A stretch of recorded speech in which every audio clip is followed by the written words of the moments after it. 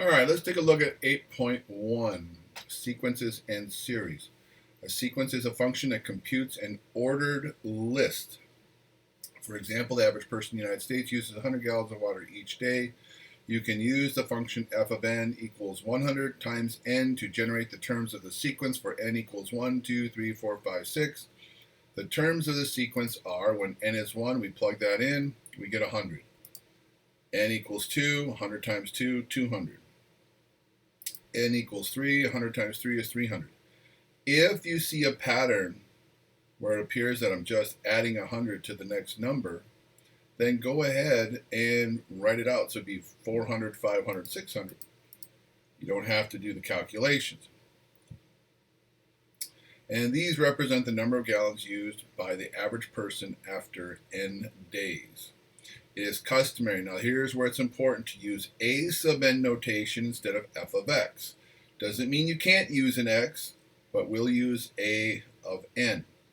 A sub n is equal to f of x. A sub n. A is the name of the function, f is the name of the function. X is the independent variable, n will be the independent variable. Why do we change the notation for sequences? Because of the domain.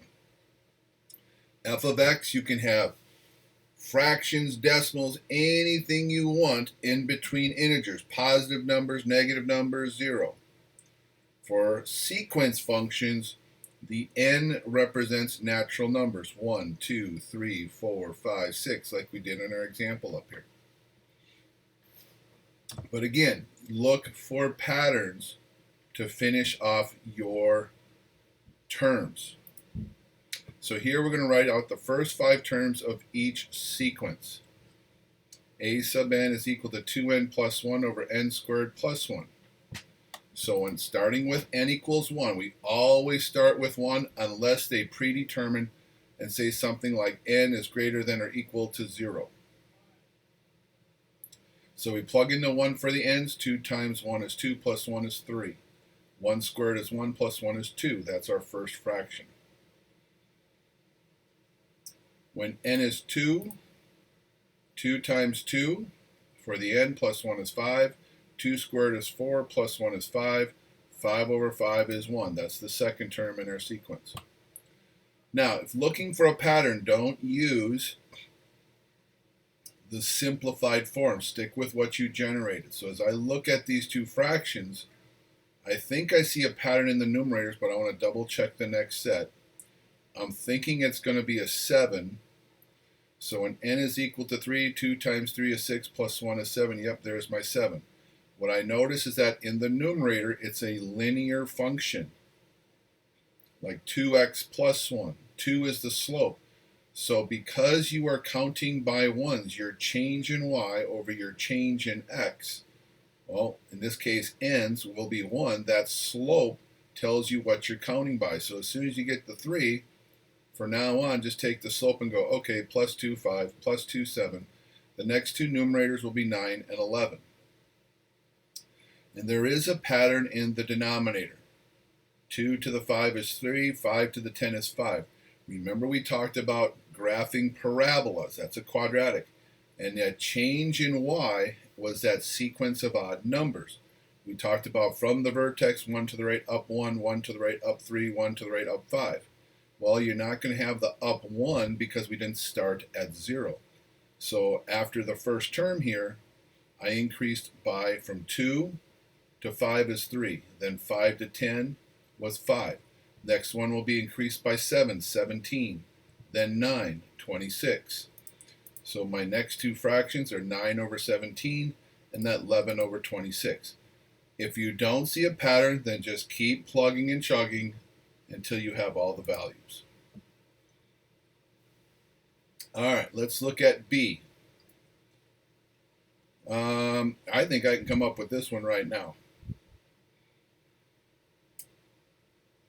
Reason I think I see what's happening here is I check n equals 1. We'll raise it to a power of 1, and we'll multiply by 1.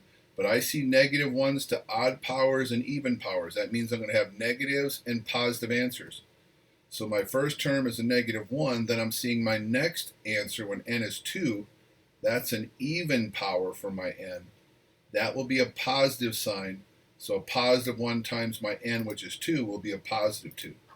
So I'm guessing we're going to get negative 3, positive 4, negative 5. And there they are. Again, if you don't see the pattern, don't worry about it. Just keep plugging and chugging. Hopefully here, we've already looked at rational functions 1 over n.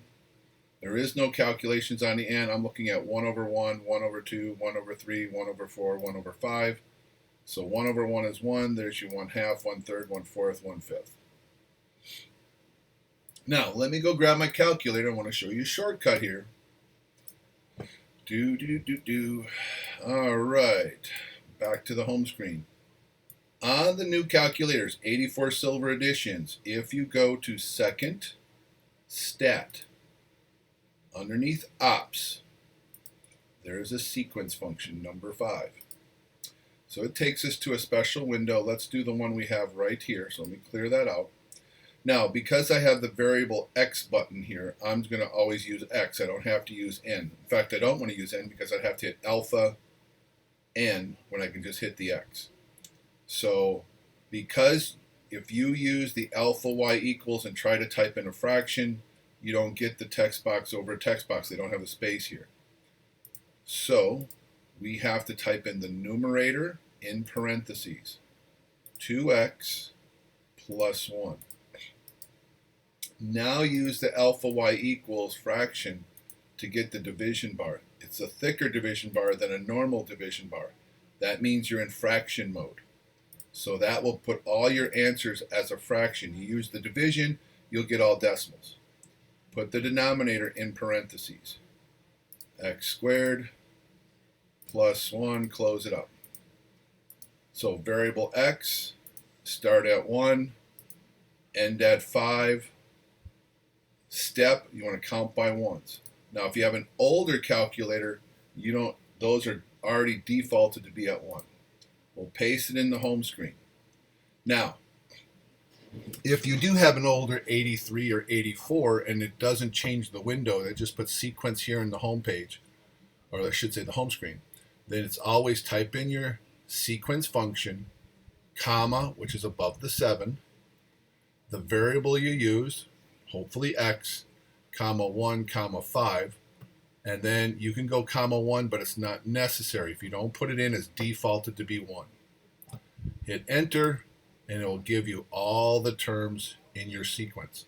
So this will be a really good grading tool. I will still want to see a couple of these done by hand until you see your pattern.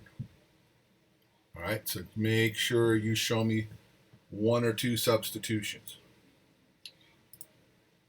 All right, convergence. If the terms of an infinite sequence get closer and closer to some real number, then the sequence is said to be convergent and to converge to that real number. So considering in our last example, a sub n is equal to 1 over n, here's our values. 1 over 1, 1. 1 over 2, 1/2. 1/3, 1/4, 1/5, 1/6, 1/7, 1/8, 1/9, 1/10, 1/11, 1/12, and so on and so on and so forth. It is definitely converging to a 0. Notice my points are not connected. You do not draw a curve. We don't have any values between 1 and 2 that are legit for our sequence function. All right, so if we go back to example 1 and we look at the other 2, let's look at this one. If we made a graph of these points, at 1 we're at 3/2. At 2 we're at a 1. 3 we're at 7/10. 9/17. 11/26. We are again getting closer and closer and closer to the x-axis, which means we're approaching 0. Now, from our previous chapter when we talked about rational functions, we had that case 1, 2, and 3 for your horizontal asymptote. Check this out. N to the first power over n to the second power. Top power smaller than bottom power. Therefore, you had a horizontal asymptote at y equals 0. Okay, that means you converge to 0 as you keep getting bigger and bigger x values, or in this case, n values. All right, our second one here. Well, let's see. We had 1, -1, then 2, 2, then 3, -3, 4, 4, 5, -5. We can clearly see that we're bouncing back and forth across the x-axis. We're not converging to one single real number. This would be considered divergent. Divergent just means the opposite of converging. It's going off to somewhere else. We don't know where. And as we said with 1 over n, again, you can use your horizontal asymptote rules. Constant, that's like n to the 0 power over n to the first. Top power smaller than bottom, it has to go to 0. We already saw that. All right, our next sequence that we're going to look at is a recursive sequence, and we're going to compare that to an explicit sequence.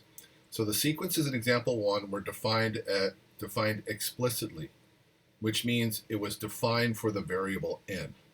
A recursive definition is one in which each term after the first term is defined as an expression involving the previous terms or terms. So remember the person using the water, 100, 200, 300, 400, 500, 600 gallons of water. That's my sequence function, a sub n equals 100 times n. Now, I could write this as a recursive sequence where I have to use the previous term, because you saw the pattern that, oh, if I take my first term 100, add 100 to it, I get 200. Add 100, get 300. So if I add something to the previous terms, I can get that next term. So that recursive sequence would look like this. A sub n equals a sub n minus 1 plus 100, and they have to give you a term where a sub 1 is equal to 100 and n is greater than or equal to 2. Well, if they don't give you the n is greater than or equal to 2 and they give you the first term, then it's presumed to go right to 2 for your next n. Now, I consider recursive sequences as a pain in the derriere. The reason being, by definition, if I wanted to find the 40th term of this sequence right here, I just put 40 in for n, multiply it out. If it's a recursive sequence, you have to find the terms from 1 through 39 because you need the 39th term to find the 40th term. That's a pain in the derriere. So looking at an example, we'll just do 4 terms for this sequence. So a sub 1 is already given when n is 1. When n is 2, a sub 2, so n is 2 is going to be 2 times a sub 1. A sub 1 is 4. So I substitute into 4, call that 2 times 4 is 8, add a 1 to it, 9. When n is 3, a sub 3 is now equal to 2 times 3 minus 1 is a sub 2. Okay, this is always the previous term. That's where it goes. So grab the previous term, 9. 2 times 9 plus 1, 19. Then for my 4th term will be 2 times the previous term, 19. So I see the pattern. 2 times 19 plus 1. All right, 2 times 19 is 38 plus 1 is 39. If I wanted to find the next one, it would be 2 times 39 plus 1. Just follow that pattern. Here we have the a sub n minus 1, which is representing the previous term, and they're also adding an n and a minus 1. So a couple things going on here. Oops, forgot there's my 4 terms all written out in order. All right, n equals 1. A sub 1 is 2. N equals 2. We're going to have a sub 2 is equal to a sub 1 plus the n, which is 2, minus 1. So if we put the 2 in here and then 2 minus 1, I just simplified to build plus 1. And then 2 plus 1 is 3. When n is 3, a sub 3 equals the previous term 3, the n value 3, minus 1. So 3 minus 1 is the 2. Put the 3 in for a sub 2, add those together, we get a 5. N equals 4, a sub 4 equals now a sub 3, the previous answer 5, plus 4 minus 1, which is 3, so 5 plus 3 is 8.